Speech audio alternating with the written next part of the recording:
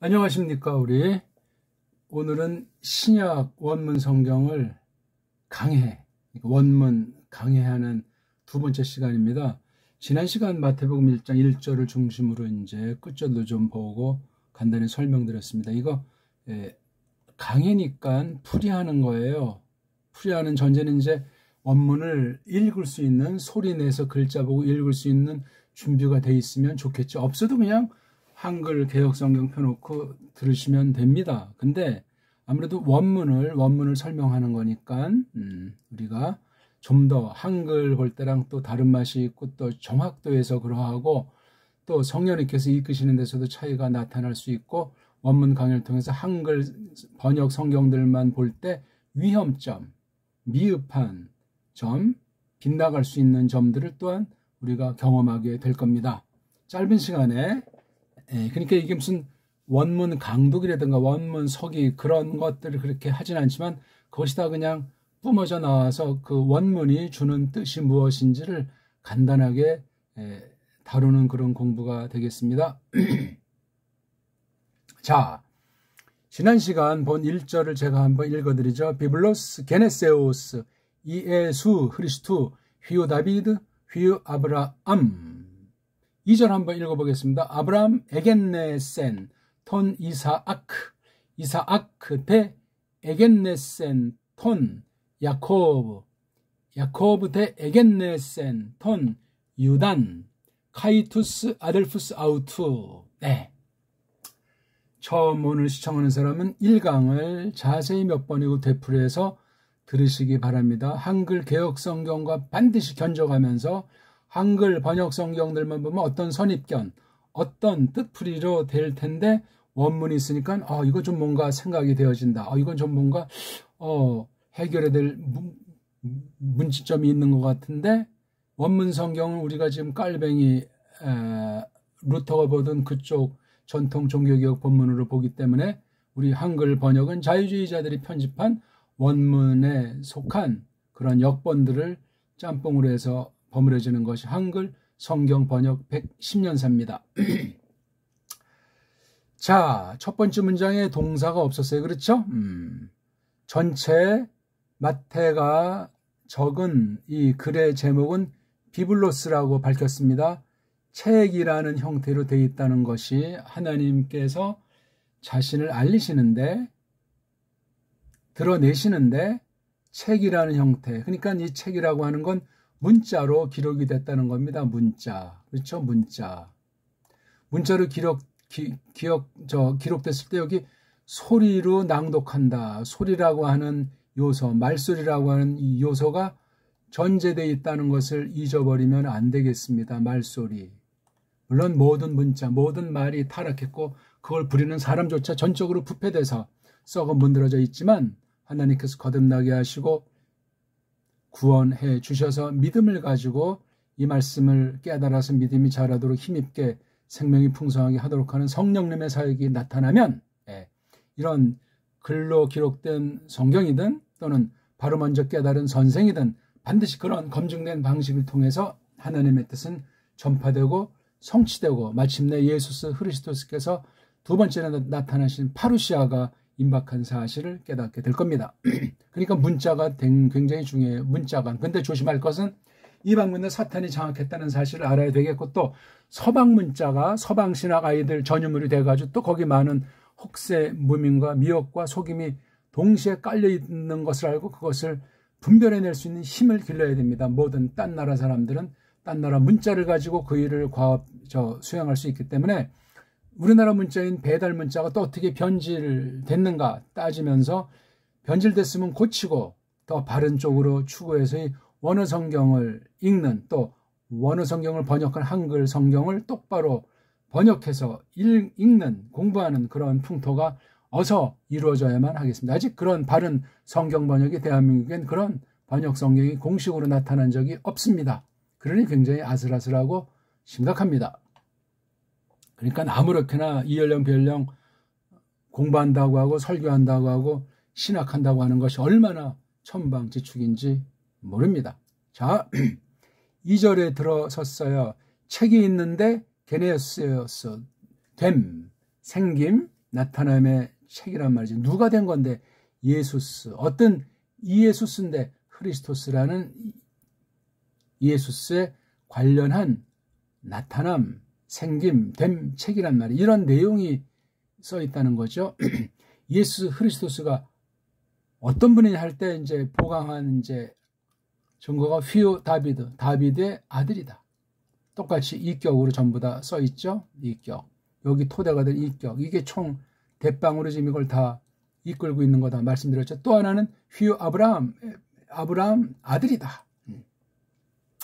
다비드랑 아브라함은 구약 문자, 구약 기록한 아람 문자로 된 구약 원문 성경에 나오는 이름이에요. 이게 있는 건 다비드. 이렇게 해서 잘 됐고, 아브라함.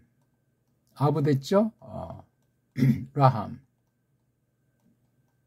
새로 바뀐 이름으로 된 걸 여기다 썼어요. 아브라함이 아니고 아브라함이에요. 이거 원래 함이라고 읽어야 되는데 이게 어그먼트를 두 개를 쓰지 않는 거로 이거 표딱 짠 사람들이 언제 했는지 모르겠어요. 이게 제일 처음에 효시는 어떤 사람은 에라스무스라고도 하고 또 어떤 사람은 뭐 스테파노스라고도 하고 뭐 여러 썰들이 있지만 아무튼 그 최초의 16세기에 에라스무스 뭐 15세기 후반대 사람입니까? 전반부터 아무튼 에라스무스라는 로마 카톨릭에 속한 교사 구실한 사람 중에 한 명이 라틴 불가타에서 헬란말로 번역한 것이 지금 우리가 통상 알려진 헬라어 원어 성경이 되겠습니다. 그것도 참 잘 따져봐야 돼요. 지금 그것을 여기서 다루는 시간은 아닌데. 자, 그래서 첫 번째 문장이 이렇게 이제 돼 있어요. 책에 대한 설명이 됨에 대한 건데 예수스 크리스토스가 됨에 관련된 것이고 어떤 예수냐 할 때 휘오 다비드, 휘오 아브라함에서 구약부터 흘러나오니 이 마태가 쓴 예수스 크리스토스에 관련한 그분이 나타남에 관련된 이 적음은 바로 구약에서부터 흘러나왔으니 꼭 아브라함 이전도 물론 소급해야 되겠지만 대표해서 아브라함과 다비드를 두 사람을 대뜸 내세운 거예요. 그럼 다비드 또한 예수스랑 직결되어 있고 아브라함 또한 예수스 크리스토스랑 직결된 그 생애를 살았던 사람이잖아요. 그렇죠? 한 사람은 족장이요, 한 사람은 군왕이었단 말이죠. 다 계시 기관들이었고 예수스 크리스토스를 예표하는 중보직을 행사했던 사람이 뭐 너무나 자명하지 않습니까? 이것을 놓고 자 우리가 1장 2절로 들어가는데 여기 접속사가 없어요. 지금 한 문장이 끝났고 새로운 문장인데 연결시키는 접속사가 없습니다. 굉장히 아주 특수해요. 보통 서양 언어들은 접속사들이 있음으로 해서 두 관계를 명료하게 하는 언어예요. 그래서 여기 이런 문장 부호도 종지부라든가 뭐 또는 이런 세미콜론이라든가 또는 여긴 없네요. 물음표라든가 그런 것들이 있어요. 이렇게 순표라든가 바로 현대어들 언제부터인지 모르지만 그 문장 형식에 속한 기호들을 바로 원어 성경 편집할 때 집어넣은 사실이 동일한 성격의 문자라는 사실로 서양 아이들이 인정하기 때문에 이런 일을 벌인 건데 백해무익한 거예요. 조심하셔야 돼요. 여러 가지 여지를 가로막을 수 있고 이런 표지를 통해서 자기네들이 선점했다는 그런 가오잡는 아주 인간들의 교만성이 도드라질 수 있고 부패한 서방 언어 형식을 부패한 방법으로 한 그 문법, 문자 규칙을 원문에다가 집어넣는 일을 자행했다 하는 사실 우리가 지울 길이 없습니다. 자기네가 볼 때 그렇지 우리가 볼 땐 하나 문제가 되지 않는 거예요. 그러니까 자음 모음이라고 하는 것이 불완전하고 타락해 있으니까 그것을 캄프라 잘라고 이런 문장 기호를 넣었다. 그 이상도 이하가 아니다 하는 사실을 알면 되겠습니다. 뭐 더 이상 말하는 건 뭐하고 거두절명. 그러니까 1절에서 겉으로 할 것은 책인데 핵심으로 할 것은 이예수스 크리스투. 여기서도 더 하나를 고르려면 이예수스라는 것을 알아야 돼요. 이 이름은 구약에 나오는 고유명사를 헬란말로 그냥 어느 정도 한 것이고 크리스토도 구약의 마시아흐라는 것을 음역한 것이 아니고 뜻풀이한 거예요. 헬란말로 거기에 맞는 뜻으로 해가지고 이 마시아흐라고 하는 것을 마시흐라고 하는 것을 이렇게 쓴 요게 요건 소리 나는 대로 했고, 물론 뜻도 감안했지만 이건 소리는 도무지 구현한 것이 아니고 뜻을 헬란말에 겉으로 상충하는 거. 그러니까 구약의 마샤오랑 신약의 흐려가 똑같이 쓰이지는 않고 여러 차이가 있을지라도 계시로서는 그런 거 다 떼어버리고 속뜻을, 예수스에 관련한 속뜻을, 예수의 그 직분에 대한 속뜻을 넣은 구약의 마샤오가 흐리오라고 하는 데선 흐리스트에다 이렇게 헬렌말은 몸뚱아리, 낱말의 몸뚱아리의 뜻에 꼬랑지가 있잖아요. 그렇죠? 구약은 명사류에 꼬랑지가 없습니다. 이런 차이도 우리가 주목하면서 조심스럽게 그 차이를 엉터리를 막 보지 말고 무시하지 않고 구약의 그런 언어 문자의 특성과 신약 계시 문자의 특성의 상관관계를 조심해서 잘 봐야 됩니다. 왜냐하면 다양한 여러 가지 요소들, 변칙들 같은 것들이 새로움들이 있기 때문에 일괄해서 문법으로 정할 필요가 없어요. 초보자들이 배울 때 대충 아주 최소화해서 가장 적은 수의 문법 규칙을 마련해서 일단 들어서게 하지만 그 다음에 나중에는 그 문법이라고 하는 것을 계속 강행하면 세속 타락한 문자 속에 있는 세속 사상이, 인본주의 사상이, 반신 사상이 원문 편집과 원문 연구에 들어서 가지고 파괴시키는 거예요. 그래서 오늘날 개혁자들이 겨우 세웠는데 죽은 뒤에 곧바로 성경 비평이, 원문 비평이, 성경 파괴가 지금까지 500년 동안 시작됐다는 사실을 까먹으면 교리를, 성경을 제대로 아는 사람이 아니고 현주소를 감당할 수 없는 사람이 되겠다 하는 말씀을 드리고, 자, 일단 여기서 뭐 더 이상 말하면 한두 끝도 없으니까 2절로 들어가겠는데 여기 두 말을 연결시키는 접속사가 없어요. 접속사가 없다고 해서 1절과 2절이 관계가 없다는 것도 아니고 접속사가 없음으로 해서 1절을 구별되고 떼어놓는 구실대 둘이 관련은 되지만 독립해서 홀로 딱 1절을 떼어놓는 구실을 하는 거예요. 왜냐하니까 여기 2절의 두 번째 문장 이사크된 대라고 하는 것이 나오죠. 쭉 해서 이게 2장 16절까지 대라고 하는 것이 나오기 때문에 여기까지 한 통이에요. 그리고 1장 17절엔 운이라고 하는 것이 나오기 때문에 앞선 모든 것에 결론으로 정리해주고 있는 거예요. 2절부터 16절까지 요 운이라고 하는 것이 제안하는 것이 그렇게 연결돼서 이게 어디까지 나가냐. 이게 일단 17절에 제안이 되고 다시 18절부터는 새롭게 나가는데 대라고 하는 접속사를 통해서 연결이 되는 거예요. 앞이랑. 그렇죠? 이런 그 접속사 하나라도 그냥 건너뛸 수가 없죠. 근데 한글엔 애석하게는 접속사라든가 이런 것들이 많은 수가 번역이 안 되거나 왜곡돼 있어요. 뭐 한두 개래야 말을 하지. 한두 개 있으면 안 되는데 수십, 수백, 수천 군데가 성경에 나오니 어떻게 할 겁니까 이거? 이런 성경 안심합니까? 이런 성경 그런 걸 알지도 못하고 가르치는 싹군이라고 말하지 않고 그 밑에 목을 디밀고 성경이 없는 안수를 바꿨다고 날뛴다면 그게 뭐가 되겠습니까? 서로 같이 망할 수밖에 없어요. 소경이 소경을 인도한다. 그렇게 성경은 말씀하셨습니다. 아무튼 1, 2절 사이에 접속사가 없는 사실도 우리가 해석할 때 중요한 거예요. 그러니까 이 큰 제목을 딱 하나 도툼을 던져놓고 이것을 설명해 나가는 형식을 취하고 있는 거예요. 그러니까 성경을 풀이하잖아요. 성경을 성경으로 해석하잖아요. 해석은 굉장히 거창한 표현이고 설명, 풀이. 그게 뭐 강해가 됐건 설교가 됐건 뭐 주석이 됐건 다 같은 성격이라 하는 거. 물론 구별된 성격들도 있지만 이걸 설명해야 알아먹잖아요. 설명을 똑바로 해도 알아먹을 귀랑 마음을 성령님이 만들어 주셔야 알아먹어요. 기억이라고 설명했는데 니은이라고 알아먹을 수도 있거든요. 조심하셔야 돼요. 이 선생이 진짜 선생님은 그나마 괜찮지만 가짜 선생이 니은이라고 할 때 거기에 머리 디밀면 안 됩니다. 아예 상종을 안 해야 되지요. 근데 이걸 우리 힘으로 어찌 알 수 있습니까? 주권에 속했어요. 주권. 잘못 전도받아가지고 이런 걸 거쳤다가 나중에 이 속뜻이 기억이라고 새롭게 고치는 사람이 소수, 적은 물이 생기기도 합니다. 많은 수가 될 수는 없어요. 그러니까 처음에 누구한테 전도를 받았는가? 하나님의 말씀을 들었을 때 어떻게 성령님이 역사하셨는가? 거듭났는가? 구원을 확신하는가 하는 이런 기본 요소들, 성경에 대한 거나 믿음에 대한 거나 교회에 대한 것, 이런 것들을 잘 갖추도록 하는 것이 하나님의 주권의 속한 너무나 엄청난 중요한 은혜다, 너그러움이다 하는 것을 알면 되겠습니다. 자, 아브라함 사람 이름이니까 그렇죠?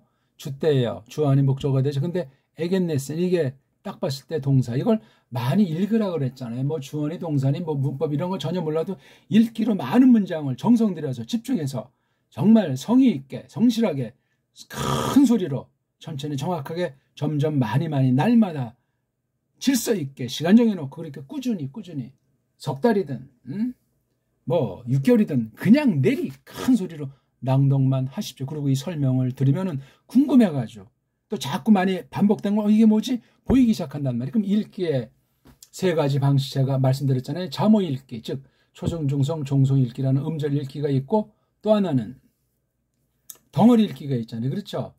어떤 이 낱말을 볼 때 이렇게 몸뚱아리, 꼬랑지만 있는 것이 있고, 또 이렇게 대갈통, 몸뚱아리, 꼬랑지. 그래서 이렇게 덩어리 읽기라고 하는 게 있어요. 그 다음 중요한 게 이제 음소 읽기예요. 이렇게요.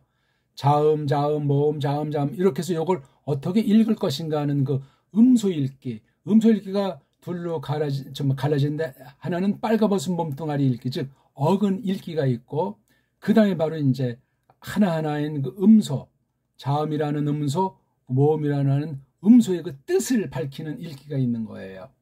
이런 식으로 세 가지 원리로 읽기를 하다 보면 처음엔 무대뽀로 읽다가 읽기가 곤란한 면들이 생길 때 고민하는 거예요. 자음 다음에 모음이 반드시 오게 있고, 자음 하나, 모음 하나가 한 읽기에 아주 원시 형태란 말이에요. 남자를 저는 자음이라고 하죠. 여자를 모음해서 이것도 하나 읽기. 사내 하나, 계집 하나. 근데 이게 계집이 두 개 붙었을 때 이제 문제가 헬라어에 생긴다는 거. 이거 우리 기초 파일 찾아서 생초보 파일 찾아서 읽기를 확실히 하셔야 돼요. 딴 거 신경 쓰지 마세요. 딴 거 그냥 한번 듣고 그냥 이런 게 있구나 소리 내야 돼요. 성경 펴놓고 큰 소리로 비블로스, 게네세우스, 예수 그리스도, 휘오 다비드, 휘오 아브라함, 에겐네센톤, 이사크 이렇게 읽는 것을 하셔야 돼요. 딴 건 신경 쓰지 말고. 읽기가 확신이 생긴다. 읽기가 점점 재미있다. 자꾸 읽고 싶어진다. 점점 정확해지는 것 같다. 점점 많이 읽고 싶다. 이 뜻이 뭐지? 궁금해진다. 이러면 이 사람 벌써 하산길이라니까요. 그렇게 하셔야 돼요. 이걸 정말 배우기를 하나님께서 작정하셔가지고 그런 감동해서 그런 기회에 이것을 한다면 그런 사람이 됩니다. 근데 그런 사람이 많지가 않아요. 자기 정욕으로 배우려고 하고 써먹으려고 하고 뭐 신학자가 되기 위해서 방편하고 잘난 체 하려고 쓰고, 그건 전부 다 교만 방지하고 성령님께서 이끄신 자세가 아니다. 그렇게 말할 수밖에 없습니다.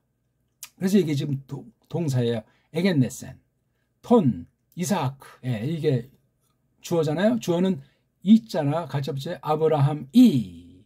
그 다음 아브라함이 하게 되면 이게 뭘 말하는지 모르는데 바로 아브라함이 어떤 결론이 지어졌는지를 결과물을 바로 주어 다음에 딱 놔버리는 게 헬란말 어순이에요.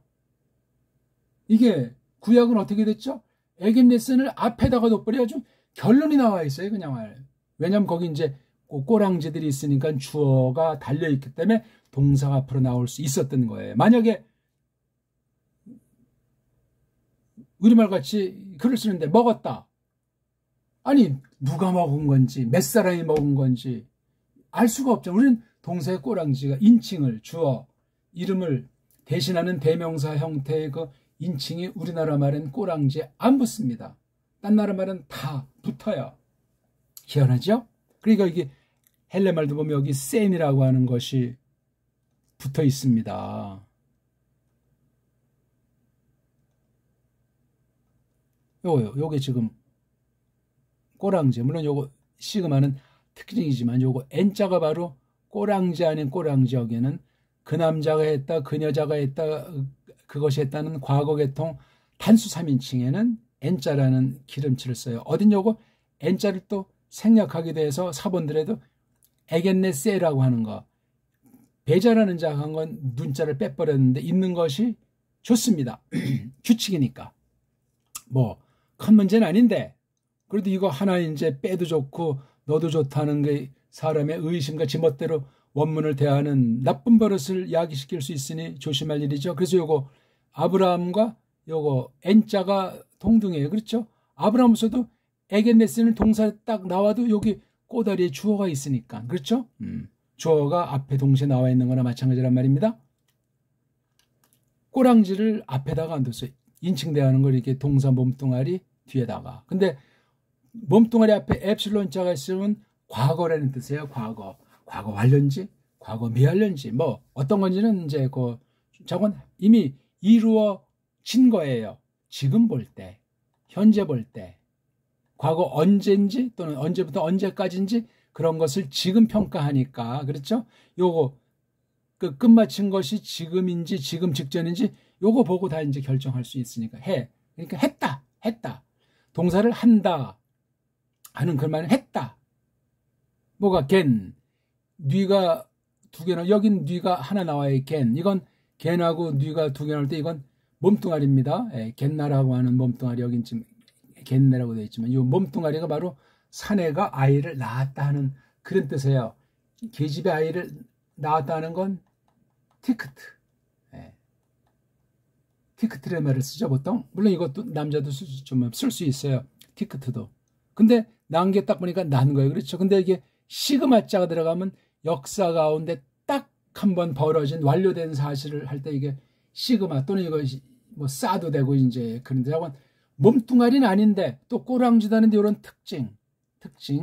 몸뚱아리, 꼬랑지 사이에 특징이 들어가요. 꼬랑지 뒤에 특징 들어가는 게 꼬랑지는 제일 마지막 몸뚱아리. 그다음에 몸뚱아리 앞에 또 특징이 나와요. 여러 특징. 바로 이 엡실론자가 동사 앞에 쓰는 과거를 나타내는 특징 중에 하나예요. 했다. 뭐를?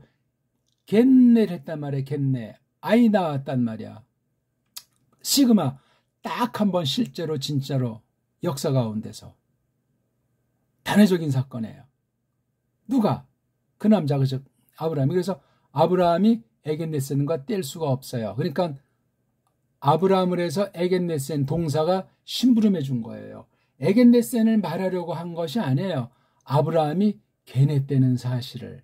이걸 설명하는데 요 앞에 이런 것 뒤에 이런 것이 있어야 되니까 이게 명사의 반복이 아니고 동사라는 문법 용어로 그러니까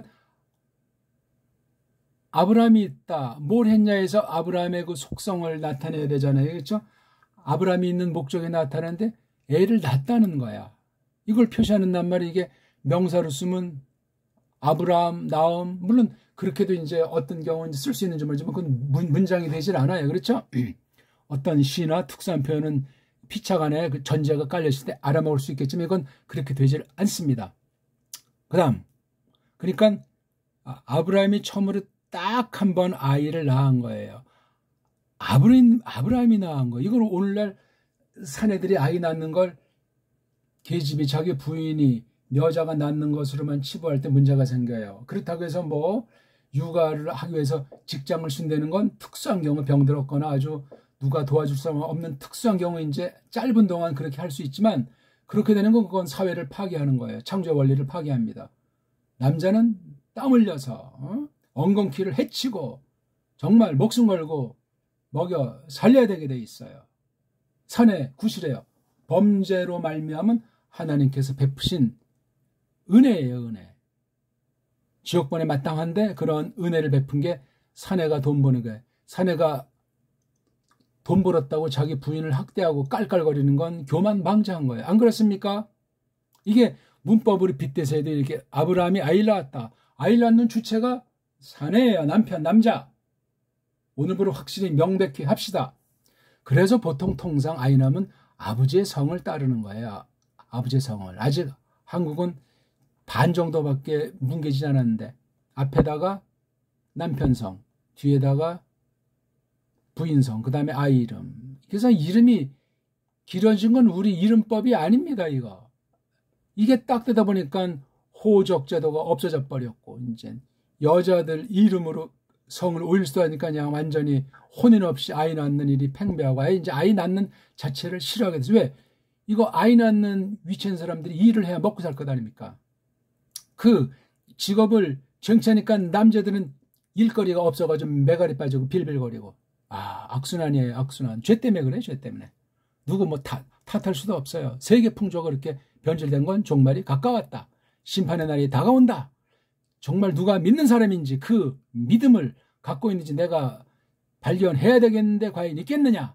그리스도께서 땅에 계실 때 누가복음 10장 나옵니까? 몇 장 나옵니까? 그런 경고를 하신 바가 있습니다. 아무튼 아브라함이 지난날 언제인지 모르지만 이런 사실을 명백히 밝혔어요. 이건 뒤집어지지 않습니다. 에게네스. 이런 면에서도 헬란 말은 헬란 말대로 이 문자를 공부해야 바른 선생의 첫걸음에. 이게 안 된 사람들은 국물도 없어요. 그럼 딴 사람이 해놓은 거 베끼다 끝나는 거야. 딴 사람이 써놓은 올바른 주석, 많은 주석 중에 올바른 주석은 해변가에서 바늘찾기인데 그걸 볼 수가 없어요. 왜? 원문에 대한 기초가 없으니까. 낭독으로 읽을 줄 아나? 기본이 신학을 통해서 배웠나? 이게 안 되는 건 엉터리 신학을 한 거예요. 아무리 말을 잘하고 뭐 그럴싸하게 사람은 웃기고 배꼽 잡게 하고 뭐 찡하게 하고 해보건 복음이 아니면 그건 완전히 사기예요, 사기. 싹군이라 그 말이죠. 조심하셔야 돼요. 이런 진짜 선생이 드물어요. 이런 말씀을 그렇게 하는 사람 이름 뭘로 증거하냐면 자기네 나라 말, 문자, 자기네 결연말을 철저하게 공부하는 사람이 돼요. 우리나라 말하면 정음이 아닙니까? 정음. 오늘날 정음을 제대로 연구한 보수파 신학 공부한 사람들이 몇이나 있겠어요? 없어요, 제가. 단연코 말씀드립니다. 이때는 사람이 있으면 좀 만나게 해 주십시오. 국어를 전공한 사람도 정음을 잘 몰라요. 드럼풍어는 전공 안 하는 사람마다 많이 있는지 모르지만 해석할 수가 없어요. 왜? 우리 한문을 다 파괴해버렸기 때문에. 정음 체계를 파괴해버리고 한글 맞춤법으로 한글을 만들어놨기 때문에 이 완전히 옛날 고리타면한 별별 없는 것으로 정음을 치부하는 게 한국의 현실 아니겠냐고요. 우리 한문도 다 그냥 망가뜨려버려가지고 중국 한자나 일본 한자의 노예가 돼버렸고, 훈민정음을 통해서 그 앞선 고대 문자부터 해서 그 15세기, 16세기 그 당시 문헌들을 통해서 우리 고유어를 통해서 그 소리, 그 문자, 그 뜻이 뭔지를 연마한다고요. 우리말을 모르면 원문을 제대로 볼 수가 없어요. 서양 애들이 해놓은 거니까 그 아무리 띄워봤자 배우록 서양 애들을 능가할 수 없으니 노예신학이 되는 거예요. 한심하죠. 줏대가 없단 말이지. 톤, 이것도 역시 이제 동사 한 문장에 하나밖에 없습니다. 동사가 있을 경우 동사가 두 개면 두 문장으로 잘라서 봐야 돼요. 자, 여기 온자가 바로 이게 꼬랑지라고 하는 걸 알아야 돼요. 앞으로 여기 T가 바로 이게 몸뚱아리의 뜻이에요. 그걸 가리키는 거예요. 이게 물론 선명하진 않죠. 대명사 일종이니까 이걸 뭐 서방 문법, 세상 문법 이걸 관사 그러는데 그 정확한 표현도 아니에요. 그게 헬라말의 관사랑 독어 관사, 영어 관사가 다 차이가 있다는 사실은 상식으로 알잖아요. 근데 왜 라틴은 관사가 없는 것이 아니고 뒤에 꼬랑지로 가 있는 거예요. 명사로 뒤에 있던 이 T가 앞으로 나간 격이라 이거예요. 오케이? 예, 그래서 또 꼬랑지가 있고 꼬랑지 앞에 이렇게 몸뚱아리가 타우자예요. 타우자는 그걸 가르쳐요. 딱 찍어서 힘주고 있는 표현이죠. 자, 그럼 요 타우의 실체가 뭐냐? 뒤에 실체는 이름, 명사로 나타나니까 이사아크다. 그러니까 고 남자를, 여기 온자가 남자 단수 사격 목적어 꼬랑지가 고 남자를 처음으로 딱 한번 났다. 타우, 고 남자가 누구야?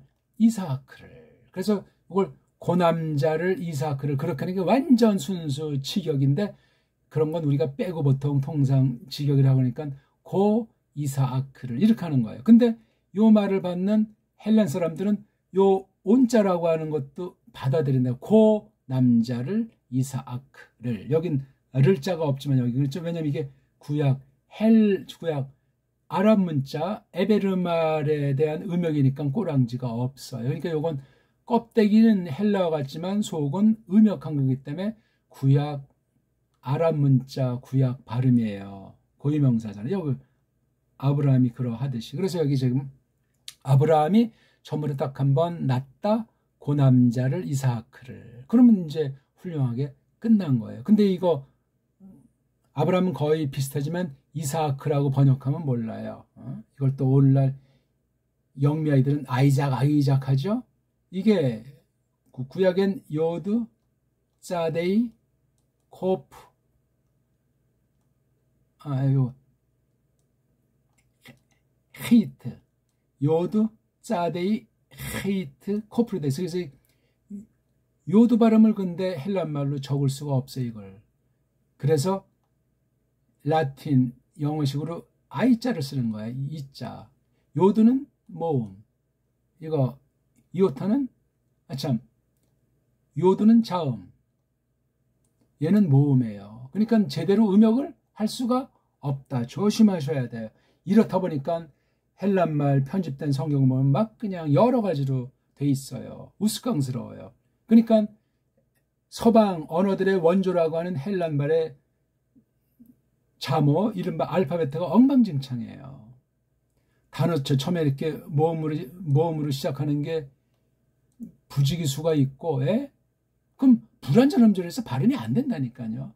또 자음대로 구약 아람 문자에 있는 자음을 제대로 음역할 수 없는 자가 여러 글자가 있어요. 이걸 통해서 어둠의 권세가 속이는 거야. 원문 한되는 자들을 속이고 언어학 한되는 자들을 속여서 그걸 가지고 성경을 파괴하고 하나님은 없다, 하나님은 죽었다, 이열령 비열령 하는 것이 현대 세계 사조예요. 어떻게 할 겁니까? 그래서 이거 이, 쯔, 하, 크루 우리말로는 우리 정음으로는 지금 한글로는 안 돼요 이게요.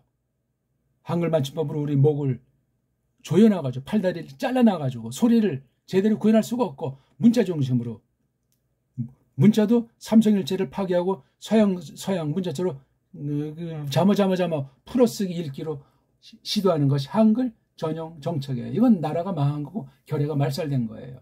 역사가 말살되죠. 사상이 말살된다고요. 문자가 말살되면 철이 없어져 버리는 거예요. 그러면 성경 어떻게 똑바로 깨닫겠냐고. 그러니까 서양 언어학으로 서양 문자로 버무려지니까 서양 신학이 들어오는데 망가진 자유주의 가짜 신학이 오는 걸 분별할 수가 없게 되는 그런 한글 성격의 현주소예요. 반론 있습니까? 심각한 겁니다 이거. 우리 문자도 타락해서 그것이 다가 아니라 일반론적으로 베푸신 거를 잘 갈고 닦이는거요. 없애버리고 딴 글자를 만들었으니 어떻게 할 겁니까? 우리에게 주신 건 우리에게 맡기신 분량이 있기 때문에 성경을 우리에게 특별히 깨닫게 해주는 요소를 우리 문자 가지고 성경 문자를 공부하게 돼 있는 것이 일반은총이에요. 문자를 정말 전력해서 알지 않으면 문자 우상주의가 되는 걸 경계하지만 문자 절대주의를 경계하지만 이걸 통하지 않고는 하나님의 뜻을 해석하고 깨달을 재간이 없어요. 그러려면 또 말소리에 대한 또 조심을 해야 돼요. 말소리 가지고 얼마나 많이 속여요. 그러니까 거짓말하고 뻥치 못하게 문자로 딱 문서로 적어 놓은 거잖아요. 헛소리 못하게. 나는 그런 말을 한 적이 없다고 뻥칠까 봐 계약을 체결한 거예요. 그래서 성경이 이게 언약 문서라고 하는 거예요. 하나님께서 일방으로 사람에게 딱 해버린 거니까 두 말 할 수가 없습니다. 이츠하크입니다. 헬란말로 읽을 땐 이사아크지만 구약에 나와 있으니까 구약이 없다면 헬란말로만 읽어야 되겠지만 구약에 있으니까 이츠하크가 대는 어떻게 하죠? 처음으로 나온 연결시키는 접속사예요. 요건 우리 다음 시간에 공부해야 되겠습니다. 오늘도 그냥 2절 첫 번째 문장까지밖에 못했습니다. 오늘 아무튼 우리가 원문 강의 두 번째 시간 1장 2절 첫 문장을 공부했습니다. 앞에 이렇게 전체적인 도tum을 말뜸을 던져놓고 이제 풀이해 나가는 성경으로 해석하는 성경 해석하기 전개되는 건 이거 누가 하는 거죠? 마태가 하는 거예요. 1차로. 마태 속에 누가 있죠? 성령님이 하시는 거야. 마태가 이런 자기가 만약 유대인이면 그 자기 당시의 문자, 아람 문자, 마라 문자, 그 다음에 성경 구약 문자, 그 다음에 이거 헬라스 문자, 또 마태가 이제 세례쯤 되면 뭐 라틴도 좀 했겠죠. 그 당시 라틴이 식민지 총독으로 지배하는 때 아니겠습니까? 이런 것이 돼 있는 사람을 감동하셔가지고 이 기록자로 선정해 놓은 것이 여기 함부로 건드리거나 빼거나 조작하면 저주예요. 그래서 이렇게 해도 이거 이상은 헬란말 가지고 쓸 수가 없어요. 마태가 구약 문자를 빠삭하게 알아도 이건 우리가 아니까 그러니까 구약 문자를 똑바로 읽을 수 없으면 신약을 해석할 수가 없다. 신약을 제대로 볼 수가 없다. 신약을 이른바 신약신학으로 신약 원문을 전공한다고 해도 구약 전공자 뺨치게 잘해야만 그게 진짜예요. 그런 사람이 없어요. 또 구약한다면서 신약을 잘 몰라요. 뭐 겸손하게 나는 구약이니까 신약하는 사람의 그 분야를 침범하지 않겠다고 새빨간 거짓말이 올시다예요. 그런 법이 어디 있어요? 성경은 한 권인데. 등등 이러저런 말꼬리는 참 많이 나오는데 아무튼 아브라함이 그 이삭을 낳은 거예요. 이게 하나님께서 작정하신 대로 섭리 가운데 벌어진 거예요. 이거 낳기까지 얼마나 우여곡절이 있었는가는 창세기에 잘 기록되어 있어요. 그 기록에 이렇게 딱 해서 마태는 간단히 했어요. 그걸 자세히 마태가 설명하지 않은 것뿐이지 잘 알아요. 그러니까 구약 깨달음을 알아가면서요 간단한 문장을 볼 때 구약 타입의 적기거든요. 구약 문체예요. 이게 헬라 문체 같지만 그래서 이게 세속 헬라 문자가 아니고 거룩한 문자란 말이에요. 이게요. 계시 문자를 쓴 거예요. 마태를 통해서 성령님께서 그런 등등의 것들을 이 말씀에서 새기면서 이 말씀에 사로잡히기를 바라겠습니다. 네, 고맙습니다.